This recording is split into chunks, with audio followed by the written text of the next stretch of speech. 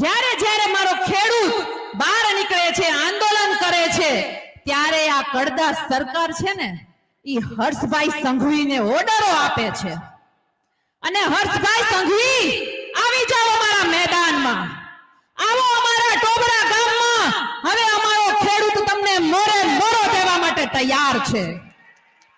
કરવું પડશે આ અને હાકલ કરવી પડશે, કારણ કે મારી માતાઓ જ્યારે જ્યારે મારો ખેડૂત બહાર નીકળ્યો છે ને ત્યારે એના ઉપર ખોટા કેસ કર્યા છે। આજે 85 ખેડૂત કડદા પ્રથા સામે લડતો લડતો જેલમાં બંધ છે, છોડાવવાના છે ને। આપણને ખબર છે કે કેમ છૂટશે, આ ભાજપને નથી ખબર, પણ આપણને ખબર છે। આપણે ખાલી અહીંથી કહેવાનું છે કે આ ખેડૂત છે ને, આ ખેડૂત એ જગતનો તાત છે। ટેપા ભાંગીને ધાન ઉગાડીએ છીએ અને પાટું મારીને પાણી કાઢીએ છીએ।